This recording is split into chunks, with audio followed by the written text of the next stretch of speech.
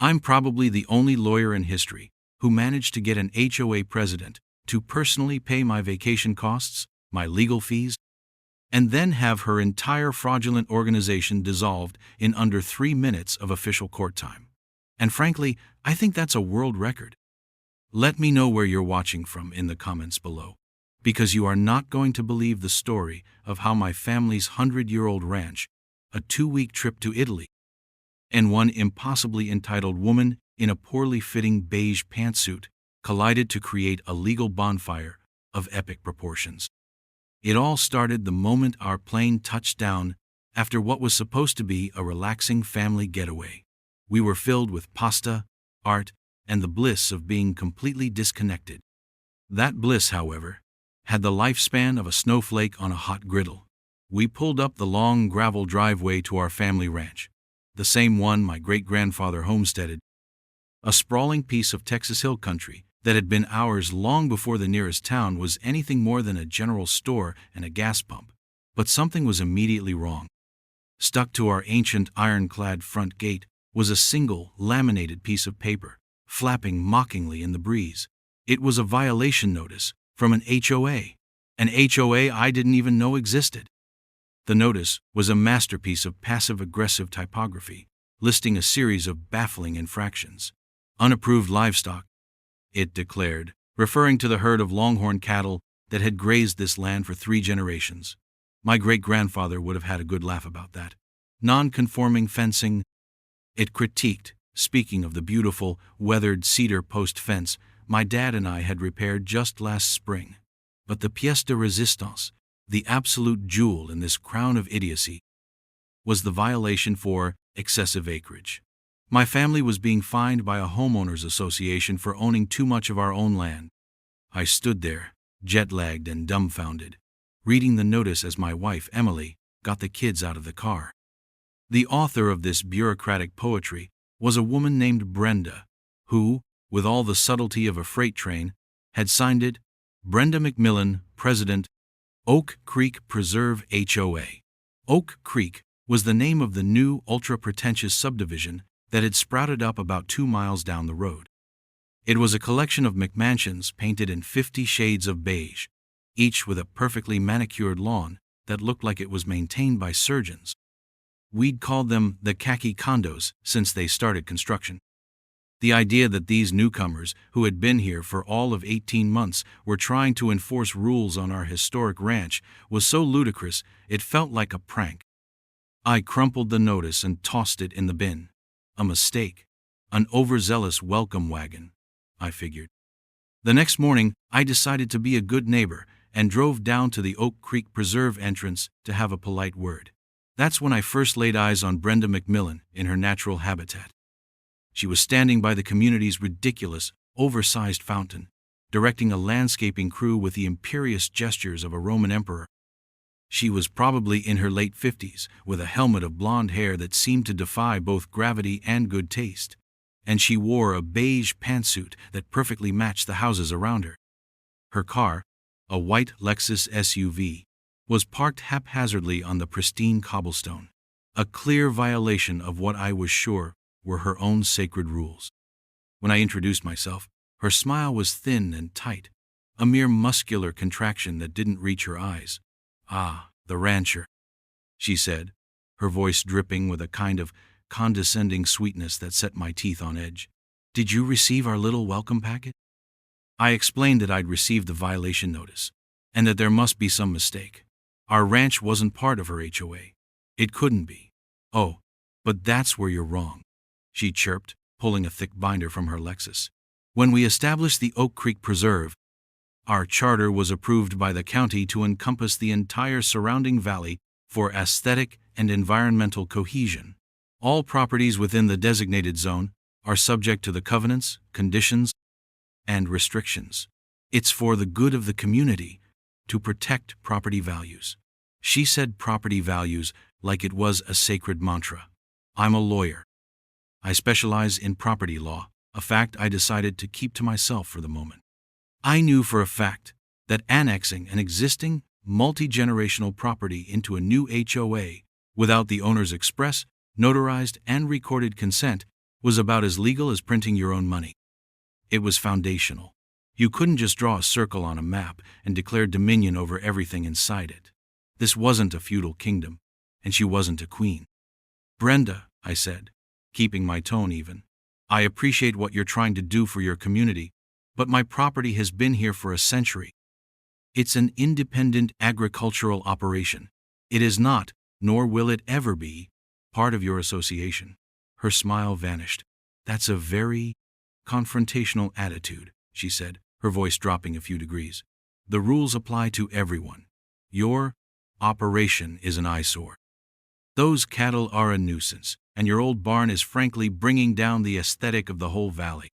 You'll need to submit architectural plans for any new structures, and, of course, pay your retroactive dues and the initial fines." I just stared at her. She wanted me to pay her for the privilege of being harassed. She wanted architectural plans for a barn that was older than the state highway. The sheer, unadulterated audacity was breathtaking. "That's not going to happen," I said, my voice now losing its neighborly warmth. "You have no legal authority over my land." I turned to walk away, and that's when she delivered the line that sealed her fate. "You'll be hearing from our lawyer," she called out after me. "People who fight progress always end up losing." The irony was so thick I could almost taste it. She was the one fighting a century of history, and she had just threatened a property lawyer with another lawyer. It was like threatening a shark with a goldfish.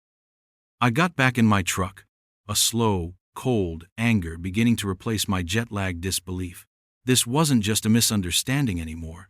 This was a declaration of war. A suburban turf war she had no idea she was about to lose in the most spectacular fashion imaginable. Little did Brenda know, she hadn't just poked a bear. She had poked a bear with a law degree, a deep-seated love for his family's legacy, and a sudden, burning desire to see her beige kingdom crumble into dust. The vacation was officially over. My new project had just begun. My first step was to treat Brenda's threat as credible. Arrogant, deluded people with a little bit of power are often the most dangerous because they operate on the conviction that they're right, regardless of the fact.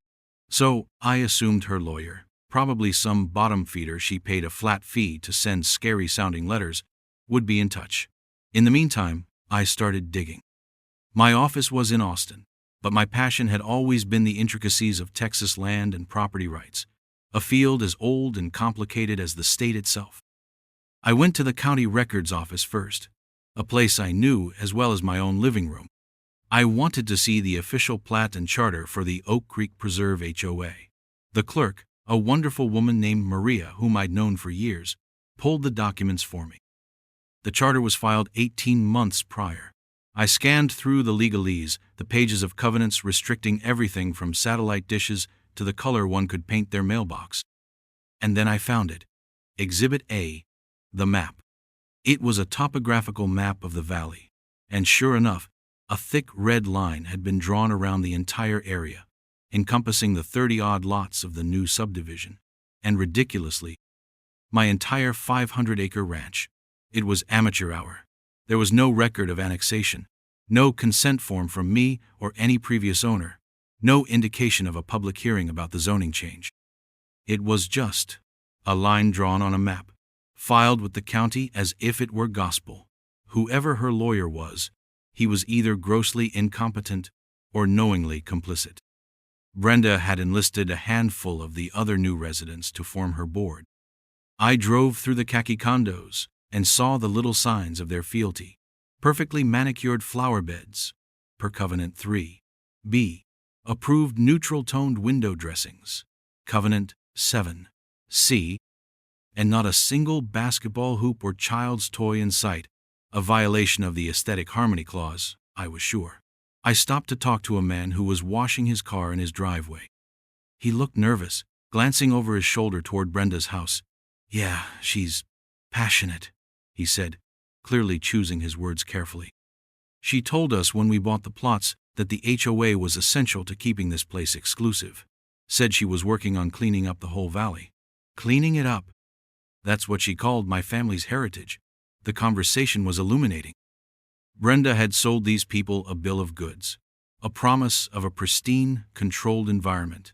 And my ranch was the one untidy element she couldn't stand. A few days later, the official letter arrived. It was from a law firm I'd never heard of, Wilkins Associates, which sounded more like a tax prep service. The letter was aggressive, citing the same nonsense from the violation notice and demanding immediate payment of $50 in fines and back dues, plus a threat of a lien on my property and a lawsuit if I didn't comply within 10 days. This was the escalation I was waiting for. It was time to stop being a quiet rancher and start being the lawyer they had so foolishly provoked. I began by drafting my response. It was a work of art, if I do say so myself. Calm, professional, and utterly devastating. I cited the specific Texas property codes that her HOA charter violated. I pointed out the lack of legal notice, the absence of my consent, the illegal attempt at non-consensual annexation. I explained, in excruciating detail, the legal definition of an established agricultural enterprise and why it was exempt from this kind of residential covenant. I concluded by politely informing Mr. Wilkins that his client, Brenda McMillan, and her HOA were engaged in illegal harassment, and that any attempt to place a lien on my property would be met with a lawsuit for slander of title, a suit for which I would seek not only actual, but also punitive damages. I sent it via certified mail, return receipt requested. The little green card, signed by someone at the Wilkins Associates office, came back to me a week later. The silence that followed was deafening. I thought, for a moment, that perhaps even Brenda and her cut-rate counsel had realized they'd wildly overplayed their hand. I should have known better. Entitlement is a powerful sedative for common sense. Part 2. The Lawsuit and the Alliance. The calm lasted for exactly 2 weeks. It was a beautiful spring. The wildflowers were in bloom, and I almost allowed myself to believe the problem had resolved itself. Then, on a Saturday morning, a Travis County Sheriff's deputy rolled up my driveway. He was apologetic. "Sorry to bother you, sir," he said, handing me a thick envelope. "Just serving papers. I had been officially sued. Brenda McMillan and the Oak Creek Preserve HOA versus me. I read the summons right there on my porch. The complaint was a work of fiction that would have made Stephen King proud. It painted me as a defiant, uncooperative blight on the community. It claimed my cattle were a public nuisance, my fence was a safety hazard, and that my refusal to integrate was causing quantifiable damage to the property values and communal harmony of the subdivision. They were asking the court for an injunction to force my compliance and demanding damages to the tune of $100,000. It was completely unhinged. They had taken my polite, legally sound letter and decided to respond not with a counter-argument, but with a nuclear bomb. Emily found me in my study an hour later, the lawsuit spread out on my desk. I wasn't angry anymore. I was in a state of cold, crystalline focus. This wasn't about a fine or offense. This was an existential threat to my family's legacy. Brenda wasn't just a nuisance. She was actively trying to use a fraudulent legal construct to steal my property rights. "What are you going to do?" Emily asked, her voice tight with worry.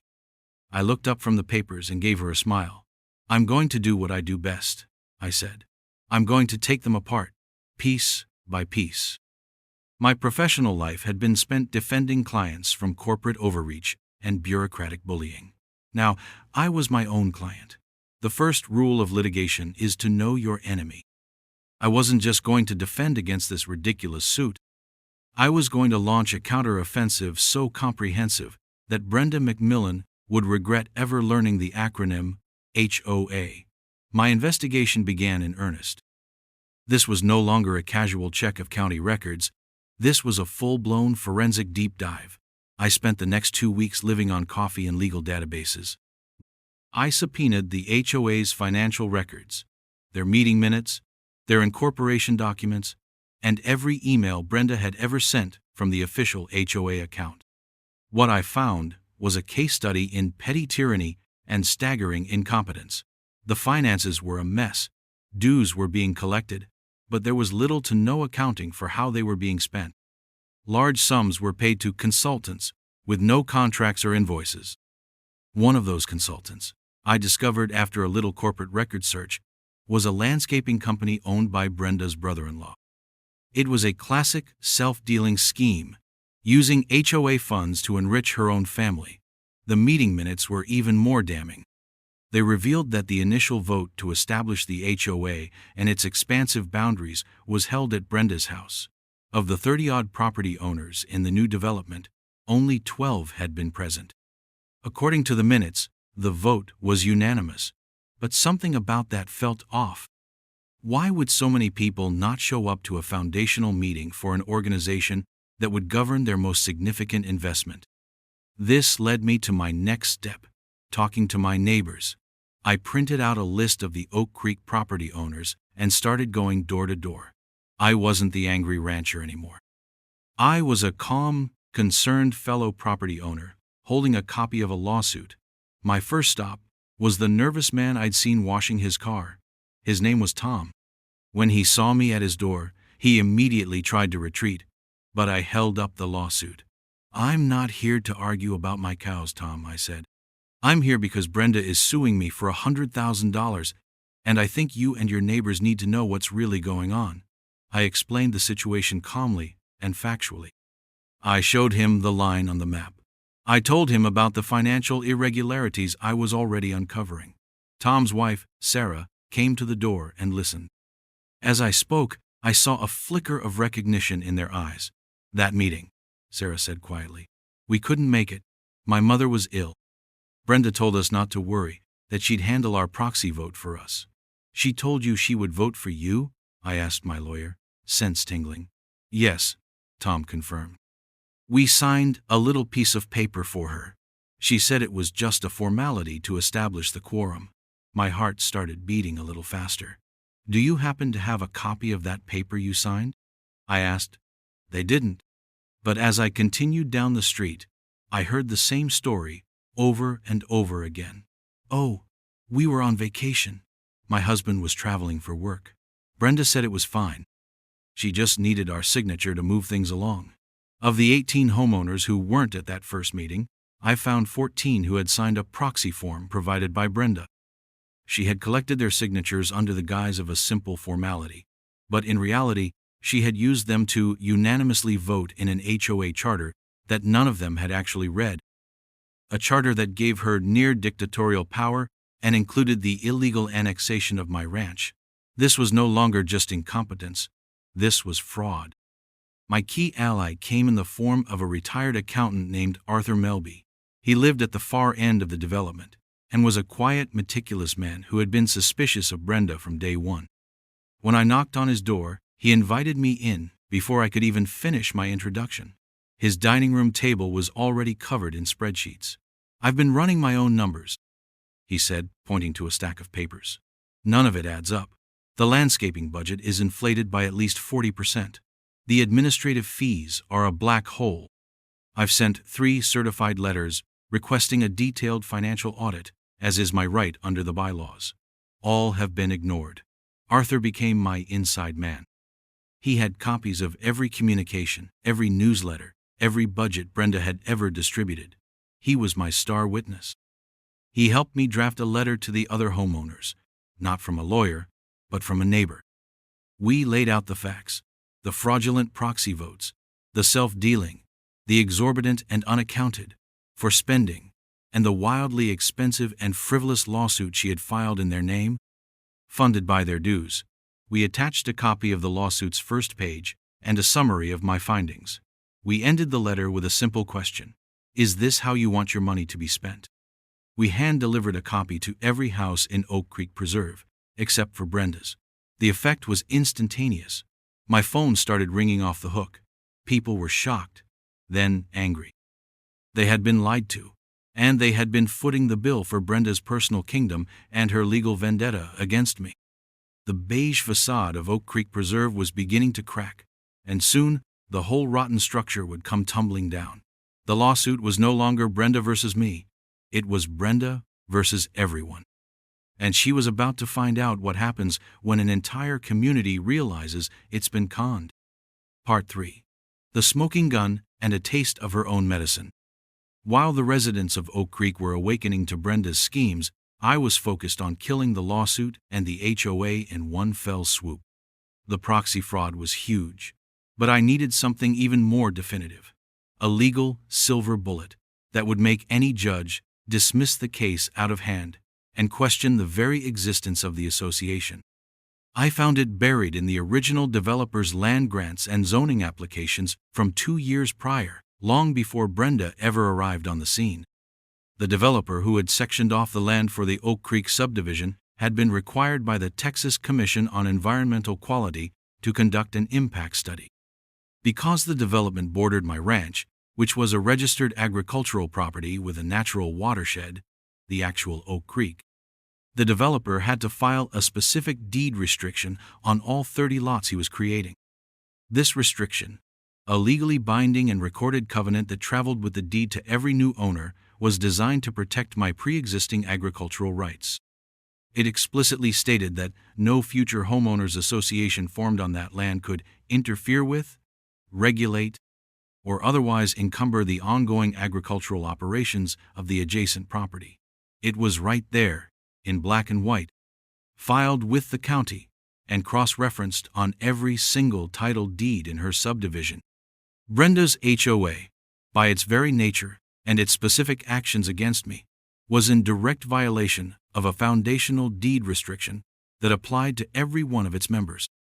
Her entire crusade wasn't just ill-advised and fraudulent, it was fundamentally, contractually illegal from its inception. This wasn't just a smoking gun, it was a smoking cannon.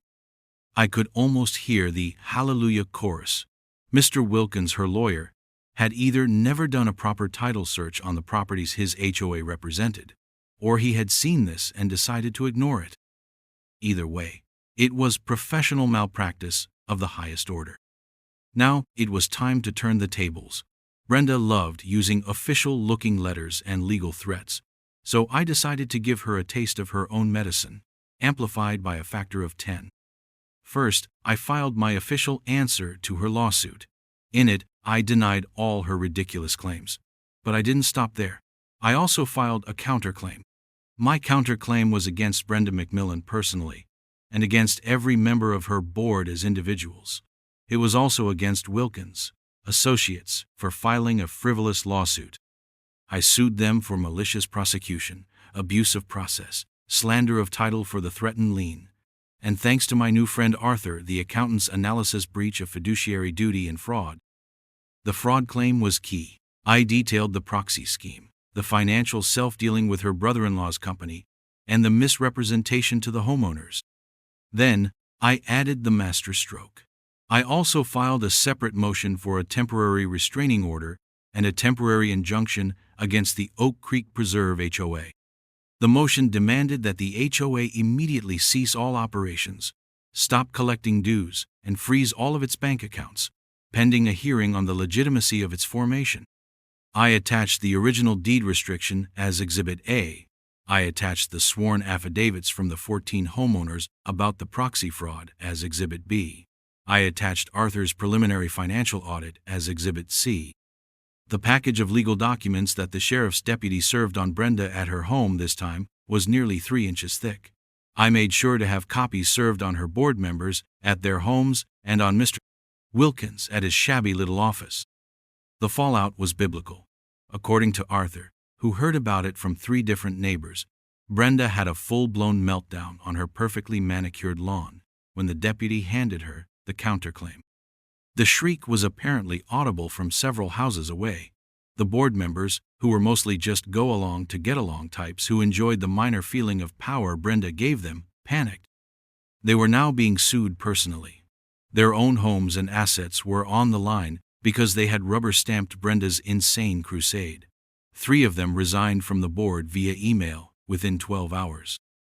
Her lawyer, Mr. Wilkins, also seemed to finally grasp the depth of the hole he was in. He called me the next day. His tone was no longer aggressive. He sounded like a man who had just seen a ghost. "Look," he stammered, "I think there's been a misunderstanding here. My client was perhaps a bit overzealous." "Overzealous?" I replied, my voice devoid of any sympathy. Your client committed fraud, Mr. Wilkins, and you filed a frivolous lawsuit based on that fraud. In direct violation of a recorded deed restriction you should have found in a 10-minute title search. That's a bit more than overzealous. That's a career-ending mistake. He tried to offer a settlement. We'll drop our suit, of course. Just drop your counterclaim against my firm. Absolutely not, I said. You don't get to launch a torpedo at my family and then ask for a ceasefire when you see my torpedo is bigger. We are going to court. Your malpractice insurance carrier might want to know about that. The line went silent for a moment. And tell Brenda, I added, that I am also filing a formal complaint with the State Attorney General's office regarding the fraudulent formation of her little club. And I'll be submitting a formal grievance against you with the state bar. I hung up the phone. The strategy was working perfectly. I wasn't just defending, I was dismantling her power structure. By suing the board members personally, I isolated her. By filing the injunction, I cut off her cash flow. By suing her lawyer, I demoralized her counsel. She was on an island, and the tide was coming in. A week later, there was an emergency community meeting called in the Oak Creek clubhouse note by Brenda, but by the residents themselves. Arthur invited me to attend, not as a participant, but as an observer.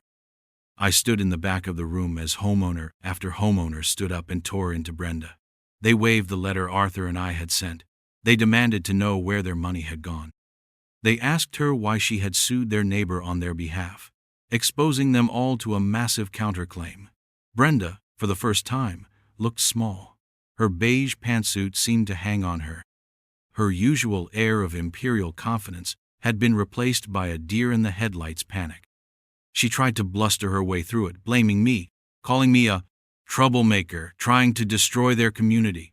But no one was buying it anymore. Tom, the man I first spoke to, stood up. Destroy our community? You did that, Brenda. You lied to us, you used us, and you made us all liable in a lawsuit we never wanted. I make a motion to immediately remove Brenda McMillan and the entire remaining board from their positions, effective immediately.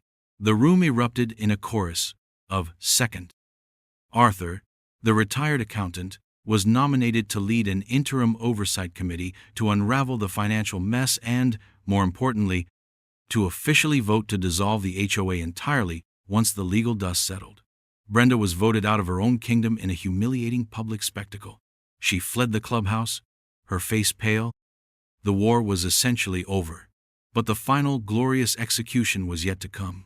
The court hearing for my injunction and her now moot lawsuit was scheduled for the following week. And I had a special surprise planned for Brenda's big day in court. Part 4. 3 minutes in court. The day of the court hearing was gray and overcast, a perfect backdrop for the funeral of the Oak Creek Preserve HOA. I walked into the Travis County Courthouse feeling calm and prepared. I wasn't just a party to the case anymore. I was a man on a mission, representing not just my own family, but the collective sanity of an entire neighborhood that had been held hostage by one woman's ego. My wife Emily was with me for support, sitting in the public gallery. Across the aisle, looking like a shipwreck survivor, was Brenda. She wasn't wearing her usual power pinstripe pantsuit. Instead, she was in a somber, ill-fitting gray dress that seemed to absorb all the light around her. Her helmet of hair was slightly deflated. She was alone. Her lawyer, Mr. Wilkins, sat beside her, shuffling papers with the frantic energy of a man trying to find a winning lottery ticket in a pile of garbage. The rest of her board had, wisely, stayed far away. Most of the other Oak Creek homeowners were there too, including Tom, Sarah, and my star witness, Arthur.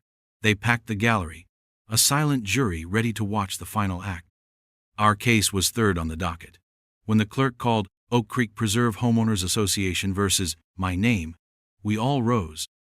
The judge was a woman named Judge Eleanor Vance, a no-nonsense veteran of the bench known for her sharp mind and her utter intolerance for frivolous litigation. This was good for me, very bad for Brenda. Mr. Wilkins stood up to address the court. His voice was shaky. He began to try and withdraw his lawsuit. Your Honor? He started. due to recent developments and a desire to de-escalate the situation for the good of the community. My client wishes to file a motion to dismiss their complaint. He was trying to cut his losses and run, hoping to make my counterclaim and motion for injunction moot. Judge Vance peered down at him over her glasses. Mr. Wilkins, you filed a $100,000 lawsuit filled with some rather dramatic allegations. You've wasted the court's time and the defendant's resources. You don't get to just say "my bad" and walk away. I want to hear the basis for this suit in the first place. Please, proceed with your argument for why an injunction should have been granted against the defendant. The judge was not letting him off the hook. She wanted to know how this mess had landed in her courtroom. A wave of panic washed over Wilkins' face. He was being forced to argue a case he now knew was pure fantasy. He began a weak, rambling summary of the original complaint, talking about aesthetic harmony and property values. He sounded like a student who hadn't done the reading. He carefully avoided any mention of the HOA's formation or the map that included my ranch. Judge Vance listened patiently for about 90 seconds, her expression growing colder with each word. Finally, she held up a hand. Enough, Mr. Wilkins. She turned her gaze to me. Counselor, she said, acknowledging my role. I have read your answer, your counterclaim, and your motion for a temporary injunction. Frankly, in my 20 years on the bench, I have rarely seen a more comprehensive or damning response. The exhibits alone are quite compelling. Do you have anything to add before I rule on the plaintiff's now rescinded motion and your own?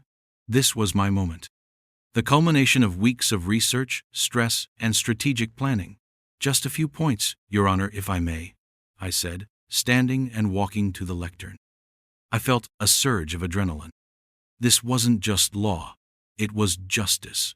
Your Honor, the plaintiff, Brenda McMillan, did not merely file a misguided lawsuit. She knowingly perpetrated a fraud upon her neighbors, using forged proxy votes to create an HOA charter that illegally attempted to annex my family's century-old, state-registered agricultural property. I paused, letting that sink in. She then used the HOA, an entity born of deceit, as a personal piggy bank and a weapon to harass my family. When I informed her and her counsel, Mr. Wilkins, that their actions were illegal, they responded not by correcting their error, but by filing this baseless, malicious $100,000 lawsuit against me. A suit funded by the very people my client had defrauded. I could see Wilkins shrinking in his chair. Brenda was staring at her hands. But the most egregious fact, Your Honor, is that this entire farce could have been avoided. As documented in my motion, there is a clear, unambiguous deed restriction filed with this very county, a restriction attached to every single property in the Oak Creek development that explicitly forbids the HOA from interfering with my ranch. It's a public record. The fact that the plaintiff and her counsel filed this suit anyway is not just incompetence. It's a reckless disregard for the law and for this court. I then played my final card. It was something I hadn't even included in the filings. A little flourish I'd saved for the courtroom. Your Honor, after we uncovered the proxy fraud, the homeowners of Oak Creek held an emergency meeting. At that meeting, they voted, near unanimously, to remove Ms. McMillan from her position as president.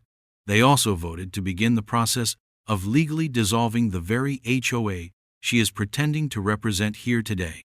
So, the plaintiff in this case, the Oak Creek Preserve HOA, no longer has the support of its members and, for all practical purposes, no longer exists. Ms. McMillan is a president with no company, a queen with no subjects. A ripple of murmurs went through the gallery. Judge Vance looked at Brenda. Ms. McMillan, is this true? Have you been removed as president of your association?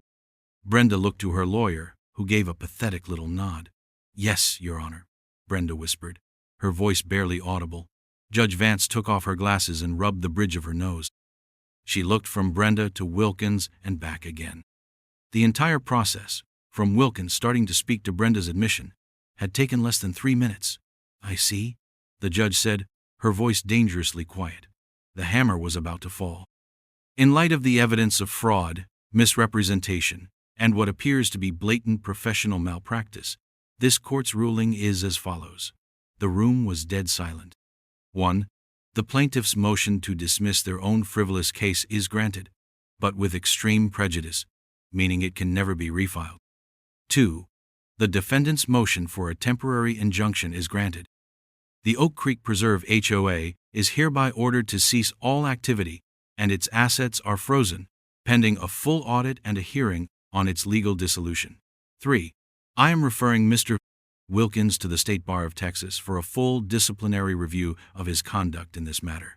Wilkins looked like he was going to be physically ill. And 4. The judge continued, her eyes locking onto Brenda. Regarding the defendant's counterclaim, while the issue of damages will be determined at a later date, this court finds sufficient evidence of malicious prosecution to order that the plaintiff, Brenda McMillan, personally, not the HOA, be held responsible for all of the defendant's reasonable legal fees and costs associated with defending against this meritless action.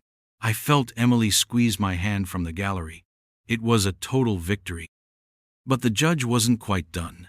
She had one last thing to say, a final beautiful nail in Brenda's coffin. Furthermore, Ms. McMillan, given that your initial harassment and this lawsuit were directly triggered by the defendant returning from a family vacation, I find it equitable that your personal liability also include the full cost of that trip to Italy. Let that serve as a reminder that people's personal lives are not yours to disrupt. Submit your receipts, counselor. This hearing is adjourned. And with the bang of her gavel, it was over. The Beige Kingdom had officially fallen. Brenda McMillan sat stunned, staring into space, as her world disintegrated in under 180 seconds. Part 5. The Aftermath and the Beige Ghost. The fallout from Judge Vance's ruling was swift and spectacular. Mr. Plaisance, Wilkins, facing a state bar investigation and a malpractice suit he couldn't possibly win, immediately settled my counterclaim against his firm for a sum that was, let's just say, very agreeable. My complaint to the Attorney General's office triggered a formal state investigation into the HOA's formation. They concluded, as I had, that it was established fraudulently and declared the entire entity null and void from its inception. It was as if it had never legally existed. Arthur, the retired accountant, led the charge as the interim community leader. He oversaw the liquidation of the frozen HOA bank account. After my legal fees and the cost of our Italian vacation, every single flight, hotel, and gelato receipt was dutifully submitted and paid personally by Brenda. The remaining funds were returned to the homeowners on a pro rata basis. It turned out to be a tidy little refund for everyone. Brenda's brother-in-law's landscaping company was sued by the community to claw back the massively inflated payments he had received. They settled almost immediately. The humiliation was total. The defeat, absolute. The beige pantsuit empire was nothing but a bad memory. Brenda McMillan became a ghost in her own neighborhood. The neighbors she once ruled with an iron fist now shunned her completely. Her lawn, once the subject of so much scrutiny and regulation, began to look a little unkempt. The for sale sign went up in front of her McMansion, less than 2 months after the court hearing. In a final delicious twist of irony, she had trouble selling it. Word of the lawsuit, her personal liability, and the fraudulent HOA had spread through the local real estate community. She had single-handedly destroyed the exclusive reputation and protected property values she was so obsessed with. She ended up selling for a significant loss to a young family with 4 kids who immediately and joyfully installed a massive basketball hoop in the driveway. The day the moving van pulled away from her house, a quiet cheer went up through the neighborhood. The spell was broken. Oak Creek Preserve began to feel like a real community. People started planting colorful flowers that weren't on some pre-approved list. Kids' toys appeared on lawns. The oppressive silence was replaced by the sound of laughter and life. Tom and Sarah hosted a big neighborhood barbecue to celebrate, and they invited my family as the guests of honor. I stood on their back deck, looking across the yards at the houses, and saw people talking, really talking, to each other for the first time. They were free. My ranch returned to its peaceful existence. The longhorns grazed, unbothered by non-existent regulations. The old barn stood proud, a testament to endurance. My family's legacy was secure, not just for my children, but for their children, protected now more strongly than ever before. We had not only defended our land, we had liberated our neighbors in the process. About a year later, I was at the county courthouse for a different case when I saw a familiar figure down the hall. It was Brenda. She looked tired and much older. Her hair was no longer a perfect helmet, and she was wearing a simple, faded cardigan. She wasn't a plaintiff or a president anymore. She was just another person waiting in line at the clerk's office. She didn't see me, and I didn't make my presence known. There was no triumph in seeing her reduced, only a kind of grim satisfaction, the quiet knowledge that the system, for all its flaws, had eventually worked. Justice had been served, not hot and fast, but cold, methodical, and complete. Sometimes people like Brenda see the world as their personal board game, a collection of properties and people to be managed for their own benefit. They draw lines on maps and invent rules, believing their own narrative of superiority. They consistently underestimate the quiet resolve of those they try to bully. They forget that some pieces on the board aren't pawns, they're castles, and they've been standing on the same square for 100 years, ready to weather any storm. As I drove home that day, back up the long gravel road to my ranch, I thought about Brenda's parting shot from our first encounter. People who fight progress always end up losing. She was right, in a way. She just had it backward. She was the one who fought progress. She fought the progress of a community learning to live together, the progress of decency over entitlement, of history over arrogance. And in the end, she didn't just lose. She was erased. So, what's the craziest thing an HOA has ever tried to pull on you? Let me know in the comments. And if you enjoyed this story of suburban warfare and legal vindication, make sure you're subscribed, because I've got a feeling this won't be the last time I have a story to tell.